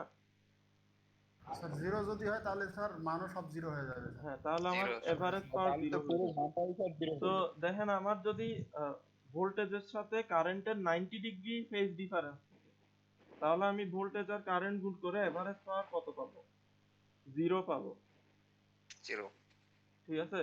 তো এই কেসটা কখন হয়? এই কেসটা হয় তখন যখন আপনি একটা এসি সোর্স কানেক্ট করছেন একটা ক্যাপাসিটরের সাথে, বা একটা এসি সোর্স আপনি কানেক্ট করছেন ডাইরেক্টলি একটা ইন্ডাক্টরের সাথে। তো দেখা যায় কি ক্যাপাসিটর বা ইন্ডাক্টর করে কি কারেন্ট বা ভোল্টেজকে 90 ডিগ্রি সরায় দেয়। 90 ডিগ্রি সরায় দেওয়ার পরে যদি আপনি গুণ করেন তাহলে আপনার এভারেজ পাওয়ার হয়ে যায় কত? 0। তো এই 0 জন্যই যেহেতু একটা ক্যাপাসিটরের অ্যাক্রসে এভারেজ পাওয়ার সবসময় 0 হচ্ছে, তার মানে ক্যাপাসিটরটা কোনো এনার্জি নিজে খরচ করতেছে না, সে একটা সময় এনার্জি জমাচ্ছে, দেন আবার ওই এনার্জিটা ফেরত দিয়ে দিচ্ছে, আবার এনার্জিটা জমাচ্ছে, আবার ফেরত দিয়ে দিচ্ছে, সে কখনো জিনিসটা পাওয়ারটা খরচ করে ফেলতে পারছে না, এই জন্য ওর এভারেজ পাওয়ার 0 আসতেছে। একই কথা খাটে হচ্ছে ইন্ডাক্টরের ক্ষেত্রে। তো সেও হচ্ছে এনার্জি নেয় আবার দিয়ে দেয়, নেয় আবার দিয়ে দেয়, নিজে খরচ করে না, যদি সে পিওরলি ইন্ডাক্টর হয় আর কি, তাহলে সে ওই ভোল্টেজের সাথে কারেন্টের 90 ডিগ্রি ডিফারেন্স ক্রিয়েট করে, এবং এটার কারণে আমার পাওয়ারটা কি হয়ে যায়? এভারেজ পাওয়ারটা 0 হয়ে যায়। তার মানে এই এলিমেন্ট গুলা ক্যাপাসিটর আর ইন্ডাক্টর এগুলার একটা কমন নাম আছে, এরা হচ্ছে reactive element. Reactive element. reactive element তো এই রিয়েক্টিভ এলিমেন্ট গুলা করে কি, এরা পাওয়ার খরচ করে না, এরা পাওয়ার সেভ মানে স্টোর করে আবার ছাড়ে, স্টোর করে আবার ছাড়ে, স্টোর করে আবার ছাড়ে। তো এদের আহ, এবং এরা হচ্ছে কারেন্ট আর ভোল্টেজের মধ্যে 90 ডিগ্রি ফেজ ডিফারেন্স ক্রিয়েট করে যাতে এভারেজ পাওয়ারটা কত আসে? 0 আসে।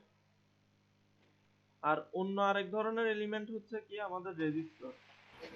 স্যার ক্যাপাসিটর এবং ইন্ডাক্টরের ডেফিনিশনটা আরেকবার একটু বলেন, আচ্ছা, পুরো তো বুঝিনি। ওকে, আমি পুরাপুরি বলতেছিও না, আমি just ওদের একটা ক্যারেক্টারিস্টিক বলতেছি যে ক্যাপাসিটর বা ইন্ডাক্টরে যদি আপনি একটা এসি সার্কিট সোর্স কানেক্ট করেন জি স্যার। তাহলে যেই ঘটনাটা হবে, একটু দাঁড়ান,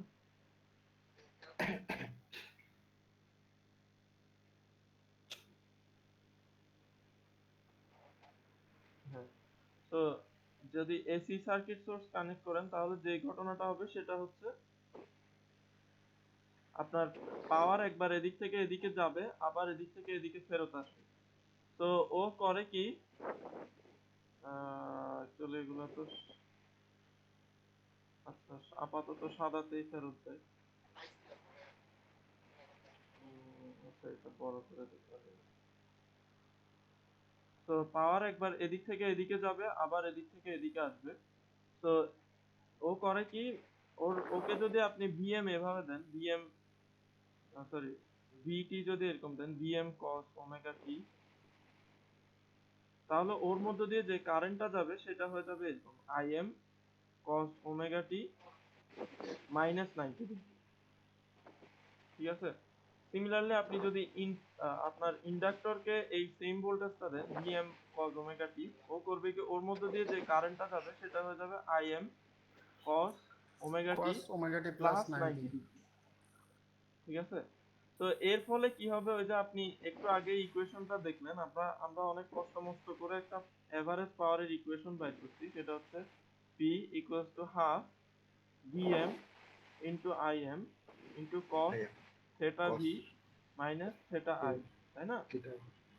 তো আমার এখন এভারেজ পাওয়ার, যদি আমি ইন্ডাক্টরের ক্ষেত্রে এভারেজ পাওয়ার ক্যালকুলেট করি, তাহলে আমার জাস্ট থেটা ভি কত 0 ডিগ্রি আর থেটা আই কত -90 ডিগ্রি। ওই ভ্যালুগুলো যদি এখানে বসাই দিই, এখানের ভিতর কজের ভিতর কি আসবে 90 আসবে, তাহলে এভারেজ পাওয়ার কি আসবে 0 আসবে। সিমিলারলি ইন্ডাক্টরের ক্ষেত্রেও যদি আমি থেটা ভি আর থেটা এর মান বসাই দিই, আমি এভারেজ পাওয়ার কি পাবো 0 পাবো।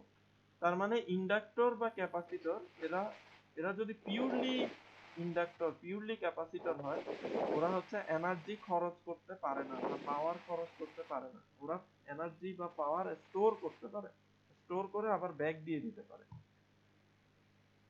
ওরা হচ্ছে মানে পাওয়ার খরচ করতে পারে না। বেসিক জিনিস হচ্ছে এটা। ক্যাপাসিটর ট্রান্সফরমারের মতো কাজ করে। ট্রান্সফরমার অ্যাকচুয়ালি একটা ইন্ডাক্টর। তো ট্রান্সফরমারের এই পাশে একটা ইন্ডাক্টর থাকে, ওই পাশে একটা ইন্ডাক্টর থাকে। তো এটা বলতে পারেন। তো এই কয়েল গুলা তো নিজেরা এনার্জি খরচ করতে পারে না, ওরা জাস্ট এক জায়গা থেকে আরেক জায়গায় এনার্জিটা পাস করে দিতে পারে, মাঝখানে স্টেপ আপ করতে পারে। তো ওরা হচ্ছে এনার্জি স্টোরেজ ডিভাইস, এটাই বোঝানোর চেষ্টা করতেছি। যেহেতু আমার ওদের ভোল্টেজ আর কারেন্টকে গুণ করলে আমি অন এভারেজ পাওয়ারটা 0 পাচ্ছি, তার মানে ওরা হচ্ছে এনার্জি স্টোরেজ ডিভাইস। আর ওদের স্পেশাল নাম হচ্ছে ওরা রিঅ্যাক্টিভ এলিমেন্ট। Reactive element. আর তাহলে এর বিপরীত জিনিস কোনটা? এর বিপরীত জিনিস হচ্ছে রেজিস্টর। রেজিস্টরকে যদি আপনি V equals to Vm cos omega t দেন, সে যে কারেন্ট জেনারেট করবে IT হবে Im cos omega t। সে কোনো ফেজ ডিফারেন্স আনতে পারবে না। তো রেজিস্টর কোনো ফেজ ডিফারেন্স ক্রিয়েট করে না। সে যেটুকু যখনই ভোল্টেজ দিবে সেই তখনই কারেন্ট তৈরি করবে, কোনো লিডিং ল্যাগিং হবে না। তো যখন আমি এদের পাওয়ারটা হিসাব করতে যাব, তাহলে হাফ Vm Im cos, তাহলে থেটা ভি ও 0, থেটা আই ও 0, তাহলে 0 থেকে 0 গেলে 0, তাহলে cos এর ভিতর কি আসলো 0। আর cos 0 ডিগ্রি এর নাম কি, মান কি 1। তাহলে আমার ও হচ্ছে পুরা পাওয়ারটা, ওকে যতটুকু ভোল্টেজ দিবেন, যতটুকু কারেন্ট দিবেন, পুরা পাওয়ারটা সে কি করে ফেলবে, কনজিউম করে ফেলবে। বুঝতে পারছেন? পুরা পাওয়ারটা, পুরা এভারেজ পাওয়ারটা, এই হাফ Vm হচ্ছে সম্পূর্ণ এভারেজ পাওয়ার যেটা আপনি ওকে দিচ্ছেন, মানে সম্পূর্ণ পাওয়ার যেটুক ভোল্টেজ টোটালি ওকে দিচ্ছেন, যেটুক কারেন্ট ওকে দিচ্ছেন, সেইটুক দিয়ে সে তার মধ্যে একটা কি পাওয়ার ডিসিপিট করে ফেলবে, পাওয়ারটা সে কনজিউম করে ফেলবে, পাওয়ারটাকে সে হিটে কনভার্ট, তাপ শক্তিতে কনভার্ট করে ফেলবে। তো এই জিনিসটাকে বলা হচ্ছে রেজিস্টিভ এলিমেন্ট। যারা হচ্ছে এরকম পাওয়ার এবং ভোল্টেজ এবং কারেন্টের মধ্যে লিডিং ল্যাগিং তৈরি করে না, ভোল্টেজ দিলে সাথে সাথে কারেন্ট তৈরি করে, তাদেরকে বলা হচ্ছে রেজিস্টিভ এলিমেন্ট। ঠিক আছে? তো রেজিস্টিভ এলিমেন্টের অ্যাক্রসে আমি এই এভারেজ পাওয়ারটা কি হবে, হাফ Vm Im, পুরো জিনিসটাই হবে। ঠিক আছে? আর রিঅ্যাক্টিভ এলিমেন্টের ক্ষেত্রে আমার এভারেজ পাওয়ারটা 0 হবে। আচ্ছা, এবার আমরা ডিসকাশনটা সরায়ে আচ্ছা, আমি হচ্ছে লেকচার শিট এই ক্লাসে একটু দেখাই নাই। তো বেসিক্যালি লেকচার শিট দেখায় কোনো লাভ হয় না, কেউ এগুলো পড়ে না, এজন্য এগুলো দেখাই না। তো কিন্তু ক্লাসটা করে আমি তো আপনাকে হোয়াইট বোর্ডটা দিয়ে দিতে পারবো না, আমি আপনাকে যেটা দিতে পারবো সেটা হচ্ছে লেকচার শিট। তো ক্লাসটা করার পরে আপনাকে অবশ্যই লেকচার শিটটা দেখতে হবে, দেখে এই ক্যালকুলেশন গুলো নিজে নিজে একবার করতে হবে। তো এই জিনিসগুলা যেগুলো আজকে পড়াচ্ছি, এটা শুধুমাত্র পাওয়ার ইলেকট্রনিক্স এর জন্য না, এটা আপনার পুরা ইলেকট্রিক্যাল কেরিয়ারের জন্য দরকারি। তো আমি আশা করব যে আপনারা এটা দেখবেন আর কি। তো আরো ভালো হয় যদি আপনারা ওই আলেকজান্ডার স্যার সাদিকুর, এগুলো এসি সার্কিটের ক্ষেত্রে তো মানে মেইন ভূমিকায় আছে। হ্যাঁ, AC circuit, AC AC power analysis basically. তো এই জিনিসগুলো আপনারা হচ্ছে আইদার লেকচার শিট থেকে দেখবেন যদি টাইম বেশি কম থাকে, অথবা হচ্ছে ডাইরেক্ট ওই আলেকজান্ডার সাদিকুর বইয়ের চ্যাপ্টার 11 এ গিয়ে, বা এসি পাওয়ার অ্যানালাইসিস সেটা যত নাম্বার চ্যাপ্টারই হোক, সেখানে গিয়ে এই জি জিনিসগুলো স্যার, এই পড়বেন। বইটা তো আমরা প্রায় সবাই কিনছি। হ্যাঁ, হ্যাঁ, এটা হচ্ছে একদম অ্যাবসলিউট ফান্ডামেন্টাল। আর যেহেতু আমার এই থিওরি গুলা বুঝাইতে বুঝাইতে অনেক টাইম চলে যাচ্ছে, আমি ম্যাথ গুলা করতেছি না আসলে। ম্যাথ গুলা খুবই ইজি, ওই যে সেম গুণটা করছে, আমি থিওরি বোঝানোর জন্য যে যে ক্যালকুলেশন গুলা করছি সেগুলাই করছে, জাস্ট এখানে নাম্বার আছে। আমি বিএমআইএম দিয়ে করছি, ওরা 1200 হাবি জাবি এগুলা দিয়ে করছে। তো ম্যাথ গুলা আপনারা ট্রাই করতে পারবেন না নিজে নিজে। এই ম্যাথ গুলা কিন্তু আমি অ্যাসেসমেন্টে নিব, ঠিক আছে?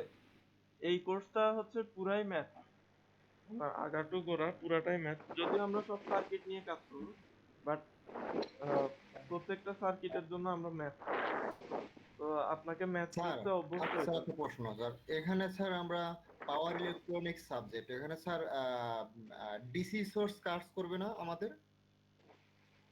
পাওয়ার ইলেকট্রনিক্সে জি স্যার। ডিসি সোর্স অবশ্যই কাজ করবে। আর সেক্ষেত্রে আমরা তো এসি সোর্স নিয়ে এখন স্টাডি করতেছি। হুম, হ্যাঁ। তো এই জন্যই স্যার আমি মানে কোশ্চেনটা করলাম আর কি। ও আচ্ছা, মানে আপনার কথা হচ্ছে খালি ডিসি জানলে আমার সমস্যা কি, এসি কেন জানতে হচ্ছে? না, অবশ্যই অবশ্যই আমাদের জানা তো অবশ্যই জানতে হবে। হ্যাঁ, আর হ্যাঁ, ও হ্যাঁ, আমি বুঝতে পারছি আপনার কোয়েশ্চেন। কারণ আপনি পাওয়ার ইলেকট্রনিক্সে, ঠিক আছে, আপনার ইলেকট্রনিক্স পার্টে বেশিরভাগ জায়গায় ডিসি ইউজ হয়, কিন্তু আপনি যে ডিসি গুলা ইউজ করবেন পাওয়ার ইলেকট্রনিক্সে, দেখবেন যে ডিসি গুলার শেপ হচ্ছে এরকম।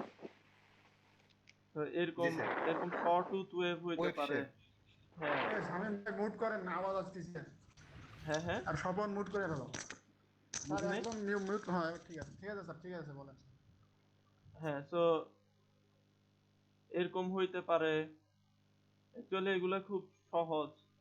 সো জিনিসটা এরকমও হইতে পারে, এটুক গিয়ে আর নাই, আবার এখান থেকে এটুক গিয়ে আর নাই, আবার এখান থেকে এটুক গিয়ে আর নাই। তো এরকম হইতে পারে। আবার ফর এক্সাম্পল, তো এটা এটা কিন্তু আর এসি নাই, সরি, এটা কিন্তু আর ডিসি নাই, এটা এসি হয়ে গেছে। এটা ডিসি, কিন্তু এটা স্টিল, এটার মধ্যে কিছু রিপল আছে। Okay sir. সিমিলারলি এটাও ডিসি, কিন্তু এটার মধ্যে রিপল আছে। দেন আপনি সিম্পল স্কোয়ার ওয়েভ চিন্তা করতে পারেন, এগুলা ডিউটি সাইকেল হিসাব করার জন্য আমরা এগুলো ইউজ করি। এগুলোও ডিসি, কিন্তু এগুলোর মধ্যে রিপল আছে। তো এইখানে আমরা যে এসির ক্ষেত্রে যে RMS value, RMS voltage, RMS current, average পাওয়ারের যে ক্যালকুলেশন গুলা করি, সিমিলার ক্যালকুলেশন গুলো ডিসি হইলেও এখানেও করতে হবে। কারণ ডিসি মানে তো এখানে সিম্পল সব সময় একটা নির্দিষ্ট ভ্যালু এরকম না, তাই না? আমি জি স্যার, জি স্যার। যখনই সুইচ ক্লোজ করে দিব, একটা সুইচ অন অফ করলেই তো আমার এটা ডিসি মানে পিওরলি ডিসি থাকতেছে না। এই যে সুইচ এইটুক সময় অন ছিল, এটুক সময় অফ ছিল, আবার অন ছিল, আবার অফ ছিল, তাহলে আমার লোডের অ্যাক্রসে ভোল্টেজ কিরকম আসবে, এরকম এরকম আসবে না? দেন কারেন্টও দেখতে এরকম এরকম হবে, হয়তো একটু ফেজ শিফট হবে, হয়তো অ্যামপ্লিটিউডটা চেঞ্জ হবে। দেন এভারেজ পাওয়ার ক্যালকুলেট করতে হলে আপনার এই ভোল্টেজের সাথে এই কারেন্ট গুণ করতে হবে।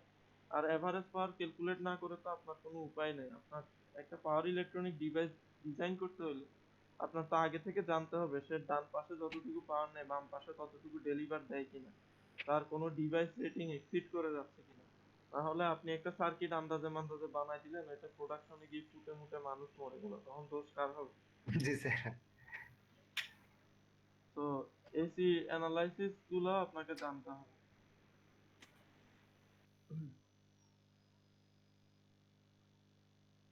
আচ্ছা, আচ্ছা,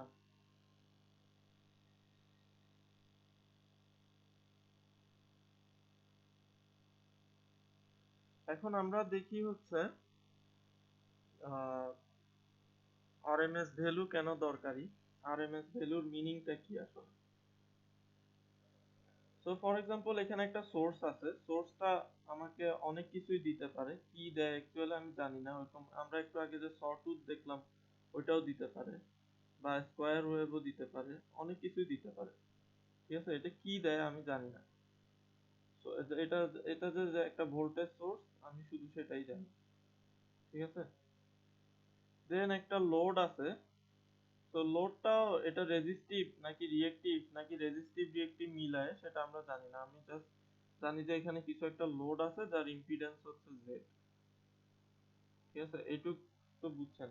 তো ও কিছু একটা ভোল্টেজ, ও কিছু একটা কারেন্ট এখানে ইনজেক্ট করবে, ফলে এখানে কিছু একটা প্লাস মাইনাস, এখানে কিছু একটা ভোল্টেজ ক্রিয়েট হবে। ঠিক আছে, তাহলে আমরা যদি আমাদের যদি এভারেজ পাওয়ার ক্যালকুলেট করতে হয়,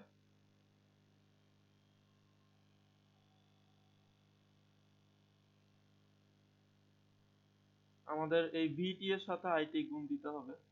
কিন্তু আমরা ভিটিটা কি সেটা জানি, কিন্তু এটা হচ্ছে এরকম একটা সটুথ ওয়েভ আর কি, মানে খুব কমপ্লিকেটেড জিনিস আপাতত আমাদের জন্য। আমাদের ওই যে সাইনোসোডিয়াল বা ওইরকম জিনিসগুলো না।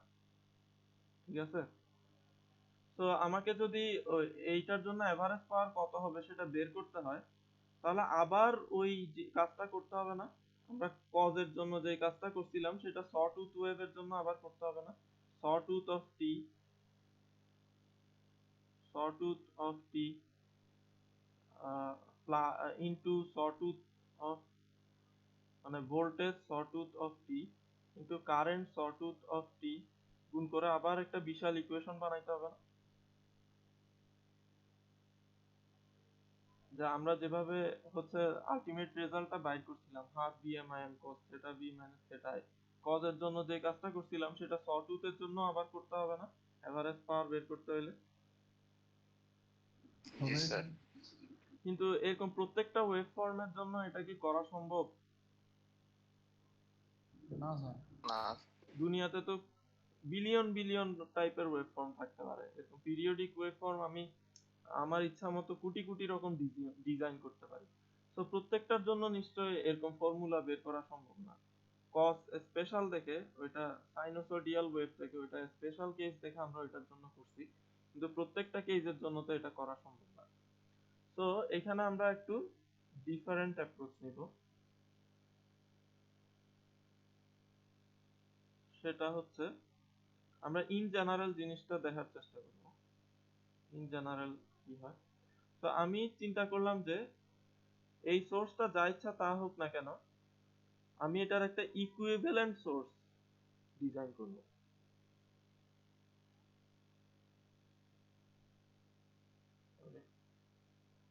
আচ্ছা, বড়ই আছে, আমার জুম ইন করতে হবে।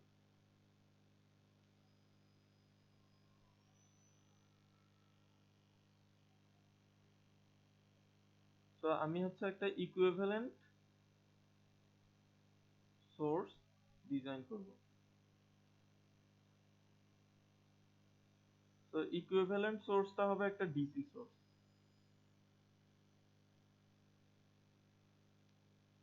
ঠিক আছে, তাহলে সে পাঠাবেও একটা কি ডিসি কারেন্ট। সেই ডিসি কারেন্টটাকে আমরা বলবো ইফেক্টিভ কারেন্ট। দেন লোডের ভিতর সেটা যাবে, লোড যা ইচ্ছা তা ভাবে সেটা ইউজ করবে। তো আমরা জানতে চাই যে আমার এই র্যান্ডম ওয়েভফর্ম জেনারেটকারী ওয়েভ যে সোর্সটা আছে, সে যে কারেন্টটা দিচ্ছে ছোট হাতের আইটি, সেটার কারণে এইখানে যে পরিমাণ পাওয়ার ডিসিপেট হয়, যে পরিমাণ এভারেজ পাওয়ার পাওয়া যায়, যে পরিমাণ এভারেজ পাওয়ার পাওয়া যায়, সেই একই এভারেজ পাওয়ারটা যদি আমি ডিসি কারেন্ট দিয়ে জেনারেট করতে চাইতাম, তাহলে আমার কারেন্টটা কত হইতে হইতো। তো সেই একই এভারেজ পাওয়ারটা আমি জাস্ট একটা ডিসি পাওয়ার দিয়ে জেনারেট করলে সেই ডিসি কারেন্টটার মান কত হইতো সেটা আমি জানতে চাই। তো এটার জন্য আমি আগে হচ্ছে জেনারিক ওয়েতে আমার এখানে পাওয়ারটা ক্যালকুলেট করি, আমরা জানি power equals to V into I. তাহলে আমরা ওহমের ল অ্যাপ্লাই করলে আই ইন্টু ভি এর জায়গায় কি লেখা যায়, আই বাই আর লেখা যায় না? আমরা জানি ভি ইকুয়ালস টু আই আর। তাহলে আই কত হবে, সরি তাহলে ভি কত হবে? আমার মাথা গেছে। তো ভি ইকুয়ালস টু আই আর, এখানে তো আনসার দেওয়া আছে, ভি এর মান হচ্ছে আই আর। তো কি বসাইছে এটা? জি স্যার, লেখা যাচ্ছে স্যার। হ্যাঁ, তো আই ইন্টু আই আর। তাহলে আমার পাওয়ার কত হচ্ছে, আই স্কোয়ার আর। তাহলে কারেন্টকে স্কোয়ার করে আর এর সাথে গুণ দিলে আমি হচ্ছে নর্মাল ডিসি সার্কিটের পাওয়ার পেয়ে যাই। তাহলে এখন দেখেন আমার এই যে আইটিটা শেপ এরকম যা ইচ্ছা তা হইতে পারে। তো আমাকে হচ্ছে যদি ওর একটা নির্দিষ্ট পিরিয়ডে এভারেজ কত সেটা বাইর করতে হয়, তাহলে আমাকে কি করতে হবে, এই যে পাওয়ারের ইকুয়েশনটা লিখতে হবে, পাওয়ারের জেনেরিক ইকুয়েশনটা লিখতে হবে, যে 1/t 0 থেকে t pt dt। তো এখানে আমি কোন একটা নির্দিষ্ট মোমেন্টে কারেন্ট কিভাবে পাবো, ওই নির্দিষ্ট মোমেন্টের যা কারেন্ট সেটাকে স্কয়ার করতে হবে ইনটু আমার ইম্পিডেন্স বা রেজিস্ট্যান্স যেটাই থাকুক না কেন সেটা i square t into r into dt। ঠিক আছে, আমি এটাকে z লিখি। তো আমার ইম্পিডেন্স যদি z থাকে সেটার সাথে গুণ দিতে হবে ইনটু dt। ঠিক আছে, এইটুক সবাই বুঝছেন কিনা? জি স্যার। জিরো অফ টি দিতে হবে স্যার, আপার মিলি লোয়ার লিমিট। হ্যাঁ, তো আমার এটা হচ্ছে আমার অ্যাকচুয়াল এভারেজ পাওয়ার। এই জিনিসটা হচ্ছে আমার অ্যাকচুয়ালি, যদি আমি এটা ক্যালকুলেট করতে পারতাম খুব ভালো কথা ছিল। তো এটা হচ্ছে আমার অ্যাকচুয়াল এভারেজ পাওয়ার, অ্যাকচুয়াল। কিন্তু এখন আমরা একটা বানোয়াট জিনিস বানাচ্ছি। বানোয়াট জিনিসটা কি, আমরা ওই সার্কিটটার বদলে আরেকটা আলাদা ডিসি সার্কিট চিন্তা করব। সিম্পল একটা ডিসি সোর্স থাকবে, ওই সেম ইম্পিডেন্সটা আমি এখানে বসাবো। তাহলে এখানে নিশ্চয়ই, এখানে যেহেতু ডিসি সোর্স বসাইছি, এখানে জাস্ট একটা ডিসি কারেন্ট আসবে। তো এই ডিসি কারেন্টটা এমন হইতে হবে যাতে স্টিল ওই সেম অ্যাকচুয়াল পাওয়ারটা, ওই পি পরিমাণ পাওয়ারই জেনারেট হয়। এখানে যদি ওই আমার ফানি কারেন্টটা, যে সটুথ কারেন্টটা যদি ফর এক্সাম্পল এখানে 30 ওয়াট জেনারেট করে এই জেড এর মধ্যে, তাহলে আমার এই ডিসি কারেন্টটাকেও 30 ওয়াটই জেনারেট করতে হবে, পি এর মান 30 ওয়াট হতে হবে। তো আমরা ডিসি কারেন্ট কিভাবে বের করি, simply I square of effective into R. ঠিক আছে, তার মানে এই পি, এটা হচ্ছে আমার বানানো পি, ফেক পি। তো এই ফেক পিটা অ্যাকচুয়াল পি এর সমান হতে হবে। এটুক সবাই বুঝছেন কিনা? তো আমি এমন ভাবে একটা কারেন্ট বানাবো, ডিসি কারেন্ট বানাবো, যাতে ওই ডিসি কারেন্টটা আমার জেড এর মধ্য দিয়ে নিলে, ওই ডিসি কারেন্টটা জেড এর ভিতর দিয়ে নিলে সেম পাওয়ারটাই জেনারেট হয়। এই কারেন্টটার আই এফেক্টিভ এর ডেফিনেশন সবাই বুঝছেন কিনা? আই এফেক্টিভ হচ্ছে এমন একটা কাল্পনিক বানানো জিনিস আমার, যেটাকে জেড এর মধ্য দিয়ে পাস করাইলে যেটুক পাওয়ার ডিসিপিট হয়,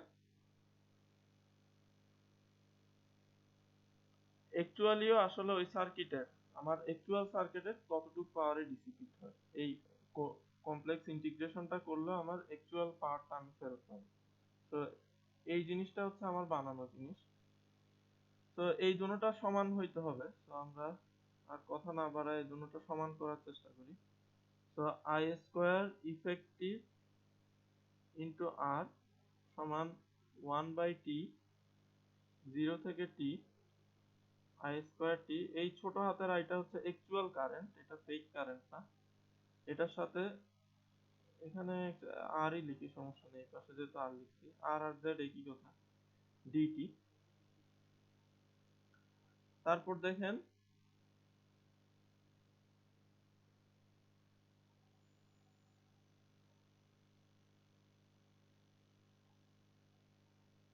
আমার এই আরটা কনস্ট্যান্ট, তাহলে এটা বাইরে আসবে।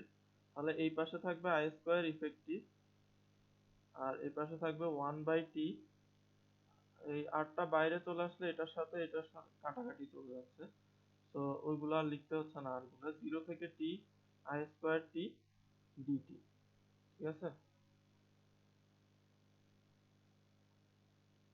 তো এরপর দেখেন,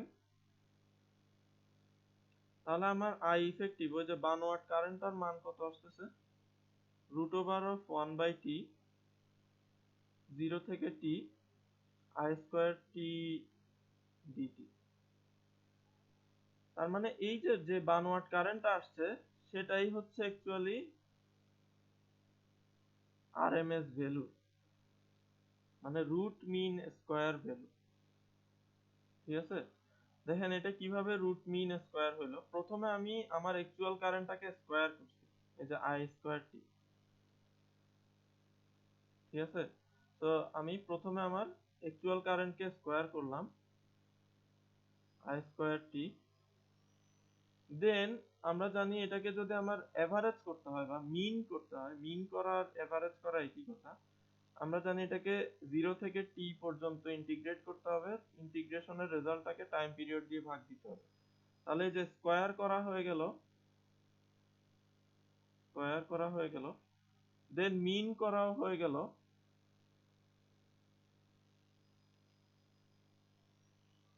ঠিক আছে? স্কয়ার আর মিন করে ফেলছি। এরপরে যদি আমি রুট করে দিই তাহলেই তো এই আই ইফেক্টিভটা আসতেছে। তার মানে আই ইফেক্টিভ আসলে কি, আর কিছুই না, সে হচ্ছে একটা কারেন্টের রুট মিন স্কয়ার। আবার দেখেন আমি আই ইফেক্টিভকে কিভাবে ডিফাইন করছিলাম, আমার যদি অ্যাকচুয়াল কারেন্টটা আইটিটা না গিয়ে যদি আই ইফেক্টিভ যাইতো, তাহলে যে পরিমাণ পাওয়ার জেনারেট হইতো সেই পরিমাণ পাওয়ারই আমার ছোট হাতের আইটিটা ক্রিয়েট করে। তো এটা হচ্ছে অনেকটা ইকুইভ্যালেন্ট বা কি বলবো, ইকুইভ্যালেন্টের বাংলা কি,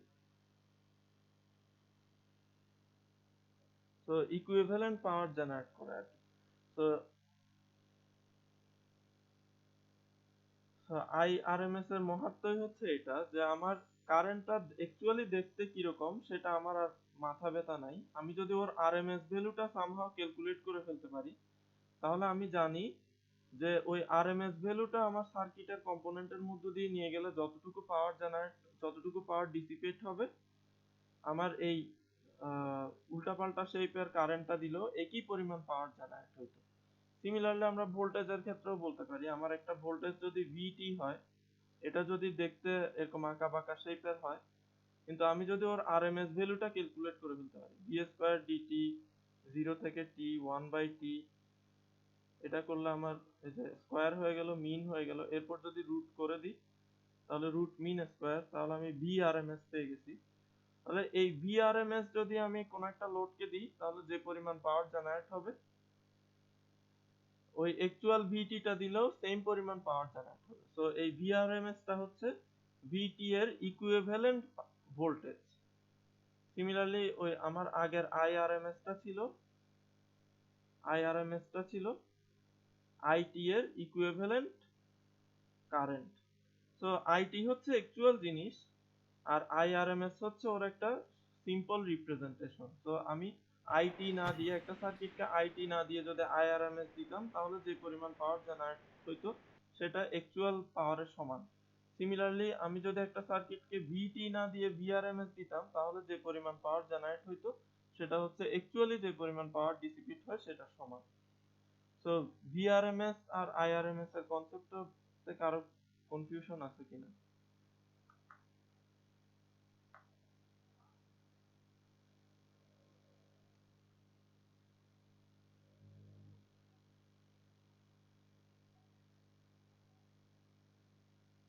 আপাতত নাই স্যার। আচ্ছা, পরে আসতে পারে। আচ্ছা, কনফিউশন থাকলে আপনারা বলতে পারেন, লাইক স্যার অনেকগুলো বোঝা হচ্ছে তো স্যার, মাথায় নিতেছে না সবগুলো স্যার, একটা থেকে আরেকটাতে চলে যাচ্ছে। আচ্ছা, তো আরেকটু স্ট্রাকচারড ওয়েতে বোঝানো দরকার ছিল তাহলে। আচ্ছা, আপনারা এই পুরা ডিসকাশনটা হচ্ছে আপাতত এক সাইডে রাখেন, শুধু এই লাইনটা বুঝেন কিনা দেখেন। The effective value of A periodic current. তো পিরিয়ডিক কারেন্টটা যা ইচ্ছা তা হইতে পারে, মানে এটা দেখতে অনেক উইয়ার্ড হইতে পারে। তো আমার ইফেক্টিভ কারেন্টটা দেখতে এরকম এরকম হইতে পারে, বাট এটা পিরিয়ডিক, এটা আবার সেম জিনিসটা আবার ঘুরে ফিরে হবে, ঠিক আছে? তো এরকম একটা পিরিয়ডিক কারেন্ট আছে আপনার। তো effective value of A periodic current, periodic কারেন্টটা হচ্ছে অ্যাকচুয়াল জিনিস, আর ইফেক্টিভ ভ্যালুটা হচ্ছে আমার বানানো জিনিস। তো effective value of A periodic current is the DC current that delivers the same average power to the resistor as the periodic current. So এই পিরিয়ডিক কারেন্টটা না দিয়ে যদি আমি একটা সিম্পল ডিসি কারেন্ট দিতাম, এই যে সমান সব জায়গায়, তাহলে আমার ওই রেজিস্টরটা যে পরিমাণ পাওয়ার পাইতো, এই বাঁকাতেরা কারেন্টটার কারণেও সেম কারেন্ট পাচ্ছে। তো যদিও আমি এই বাঁকাতেরা কারেন্টটা দিচ্ছি, ফলে আমার 30 ওয়াট জেনারেট হচ্ছে। তো এই বাঁকাতেরা কারেন্টটা না দিয়ে যদি আমি এই বানানো একটা কারেন্ট দিতাম, আমার কল্পনার একটা কারেন্ট, সেটা হচ্ছে আইআরএমএস, এই কাল্পনিক কারেন্টটা দিতাম, তাহলে ওই সার্কিটে 30 ওয়াট পাওয়ারই ডিসিপেট হতো। ওইটারই ম্যাথমেটিক্যাল প্রুফ দেখাইছি। তো ম্যাথমেটিক্যাল প্রুফ আপনি ভুলে যান, কোনো সমস্যা নেই, ঠিক আছে? জাস্ট এই আইডিয়াটা বুঝতেছেন কিনা। আইআরএমএস হচ্ছে এমন একটা জিনিস যেটা এই ইফেক্টিভ কারেন্ট দিলে যদি একটা সার্কিটে, সরি, আমার এই অ্যাকচুয়াল কারেন্টটা দিলে যদি একটা সার্কিটে 30 ওয়াট জেনারেট হয়, তাহলে এই বানানো কাল্পনিক আইআরএমএস টা দিলেও ওই সার্কিটে 30 ওয়াটই জেনারেট হবে।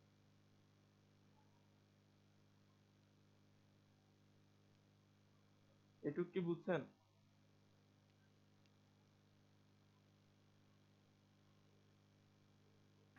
জি স্যার। তো এই কাল্পনিক আইআরএমএস টা তো আপনাকে ক্যালকুলেট করতে পারতে হবে। তো আপনার ওই যে রিয়েল যে জিনিসটা, রিয়েলটা হচ্ছে আইটি, সেটাকে আপনাকে ফার্স্টে স্কোয়ার করতে হবে, যে আইটি কে স্কোয়ার করলাম, দেন সেটাকে এভারেজ করতে হবে। এভারেজ করা মানে হচ্ছে এই কাজটা করা, 0 থেকে টি পর্যন্ত ডিটি দিয়ে ইন্টিগ্রেশন করব, তারপর 1/t দিয়ে ভাগ করব। এটুক তো সবার বোঝা উচিত, কারণ আমরা কোনো কিছু এভারেজ করলে এই জিনিসটা ইউজ করতেছি। যাকে এভারেজ করব তাকে এই প্যাকেটে ভরে দিচ্ছি। প্যাকেটটা হচ্ছে এই যে এটা, ঠিক আছে? তো আমি ওকে স্কোয়ারও করলাম,